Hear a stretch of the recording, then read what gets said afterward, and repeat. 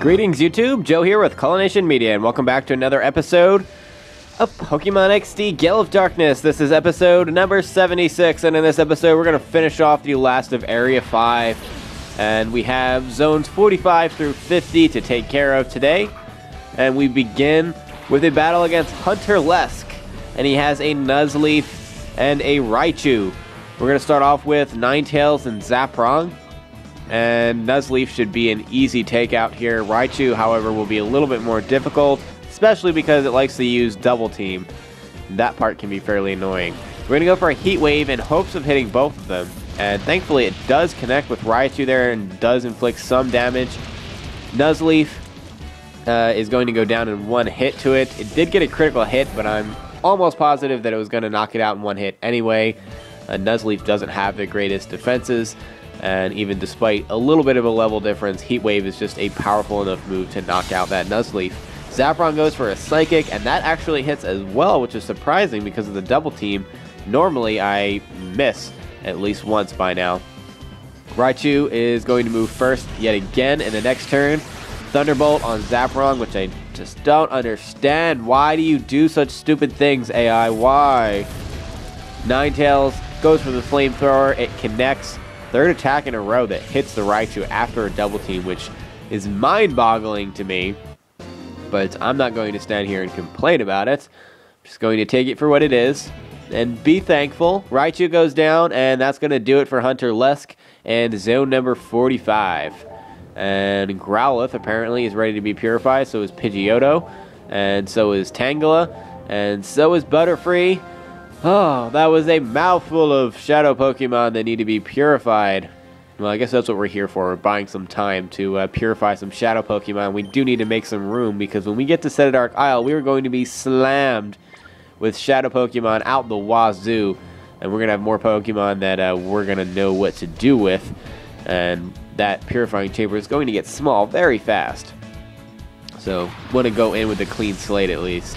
Ryder Mobit has a Combuskin and a Masquerain.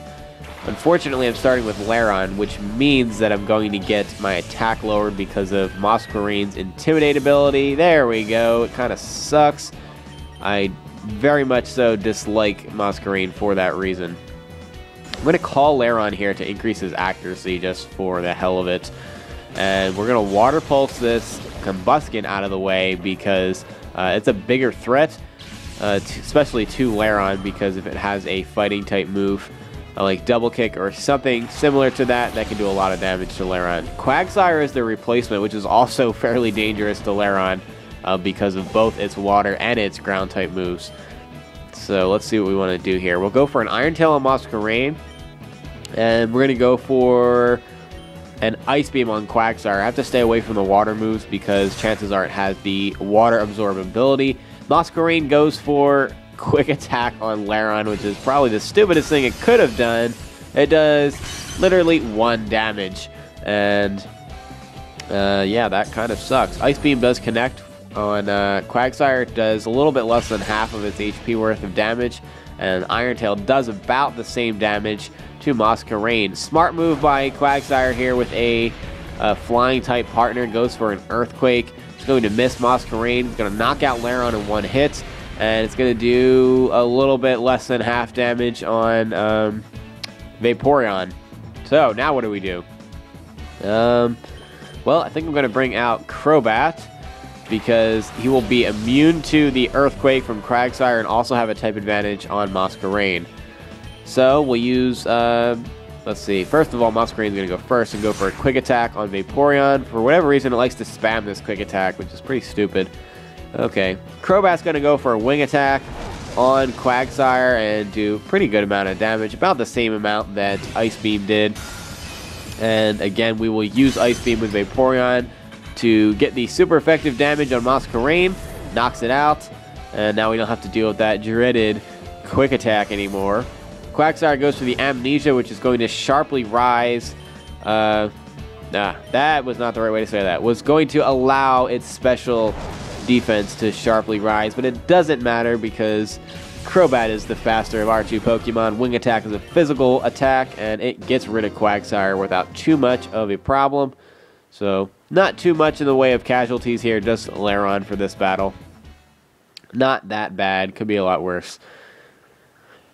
Okay, well that does it for zone number 46. And we'll switch Crobat in because Vaporeon is already at level 39 and getting a decent amount of experience. So we'll do Crobat and Vibrava. Good for you to come train. Now come on. And here we go. Chaser Blist, zone number 47. And Chaser Blist is going to start out with Loudred and Curlia. And both are Hoenn Pokemon. Both are not fully evolved Pokemon, so we're in good shape here. We have Vibrava and Crobat, although I think I already mentioned that. Curlia is going to trace the inner focus of Crobat. It would have been much worse if it traced the Levitate ability of Vibrava, although we are able to remove it from battle in the first turn with a super effective Shadow Ball from Crobat. And the replacement Pokemon is working in our favor here with a Sudowoodo, a pure rock type, which means it's going to be weak to the Earthquake and get hit with an Earthquake before it can even pull off an attack. It's going to be super effective, takes away about half of its HP. Does about the same to Sudowoodo as it does to Loudred, mostly because Sudowoodo has just awesome physical defense. We're going to go for another Earthquake here and use Crobat's turn. Instead of attacking, we're going to pull out the Yellow Flute to cure Vibrava's confusion that was inflicted by Loudred's Supersonic. Vibrava's the fastest one on the field now that Crobat wasn't moving this turn, and pulls off an Earthquake. Loudred goes down. Doesn't affect Crobat, of course. And super effective on Sudowoodo. Sudowoodo goes down. Awesome. Double KO. Doesn't get any better than that. And Crobat's almost up to level 39. He will grow up to level 39 after we defeat this last Pokemon here, and it's a Croconaw. It's a pure water type, and it's the evolution of the Johto starter Pokemon, Totodile. And for some reason, its attack is much higher than its special attack, so it kind of defeats the purpose for water type Pokemon, at least in 3rd generation. Croconaw and Feraligatr get a lot better after the physical special split in the 4th generation because it allows moves like Ice Fang and Aqua Tail to like really do a lot of damage, even despite previously being special attacks. Okay, well anyway, get him down to about 1 HP there, and Dragon Breath from Vibrava finally finishes him off, and Crobat indeed grows up to level 39, doesn't learn any moves, but that's alright. Chaser Blist is defeated, and so is zone number 47. Okay, so we have 3 more battles left to go, 48, 49, and 50, and then we're going to wrap this video up, and we're also going to get an awesome TM from this area as well. Okay, zone number 48, Sailor Nook. Going to start with Quilava and Machoke. Machoke is a pure fighting type, and Quilava is a pure fire type, and it is the evolution of the Johto starter, Cyndaquil. Alright, so we're in pretty good shape here because we'll be able to take out both these Pokemon in the first turn. Wing Attack gets a critical hit on Machoke, and that allows us to knock it out in 1 hit. I don't think Crobat would have been able to kill it in 1 hit just with 1 Wing Attack. Anyway, Vibrava grows up to level 39 from the experience, and it's going to draw out the Water and Ice type Celio. Quilava is going to move before Vibrava and get a Leer off to lower our defenses, but that's not going to make that much of a difference. We pull off an Earthquake, and Quilava goes down because it is super effective and his defenses are not that high to begin with. And we'll deal some decent damage to Celio. Not quite half of its HP is gone, but if we get another Earthquake off, we should be able to kill it. I think we're going to go for a Dragon Breath and a Wing Attack combination. If Celio does get to attack and gets like an Ice Ball or Aurora Beam or something off on Vibrava, he'll clearly be dead because of his quad weakness to Ice, but we're not going to let that happen. Dragon Breath takes the Celio down, and that proves to be a fairly easy battle. That's one of the faster battles that we've had so far. And yeah, that's going to do it for Sailor Nook and zone number 48. 2 battles left to go. Fantastic. Yeah, he's going to joke about our size. That's not funny, man. We're just a kid. All right, let's do this. Casual Dude, Burden. Zone number, I think this is 48, unless I miscounted. In which case, I've been saying the wrong numbers the entire time, and I apologize. Okay, so we're going to start with Vibrava and Crobat again, as usual. And we've got a Misdreavus and a Wailmer. Okay, so the first thing we're going to do is use Crobat's Shadow Ball to get the super effective hit on Misdreavus, and it turns out to be a critical hit and knocks it out in 1 hit. Which I've been getting pretty lucky with the critical hits in this episode, which is kind of crazy. The replacement Pokemon is going to be the pure grass type Bayleaf, and it is the evolution of the Johto starter Pokemon Chikorita. Earthquake proves to not be very effective on Bayleaf, but it does do some damage. Preliminary damage, if you will, and Wailmer is going to get a rollout off here.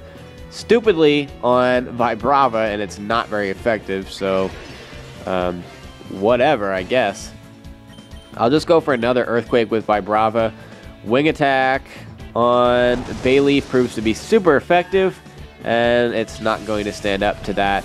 So down it goes. And now the Earthquake from Vibrava will be enough to take out what's left of this Wailmer. Bam!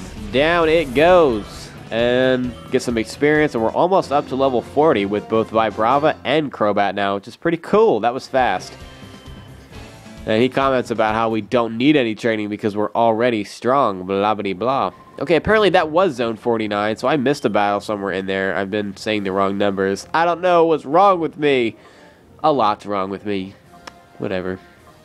Okay, so let's see what we want to use in this battle. I don't even remember quite what this battle entails, so I guess we can go with Zaprong and Ninetales and see where that gets us. Oh, and we have Beedrill, who is ready to be purified, and Magneton as well. So we've got at least 6 Pokemon to be purified, so that's going to be fun. All right, area leader, Kalis. And she's going to start with Combuskin and Grovyle. And she's also going to have a Marshtomp somewhere in there because that's the logical thing. Because they're all Hoenn mid-starters, if that makes any sense. The mid-evolution of the starting Pokemon. Okay, and she does have 5 Pokemon, so this can be kind of a lengthy battle. First of all, we're going to use Ninetales to get a Flamethrower off on Grovyle and take it out very quickly. Down it goes. And get some decent experience out of that. Marshtomp is the next Pokemon, which is pretty predictable.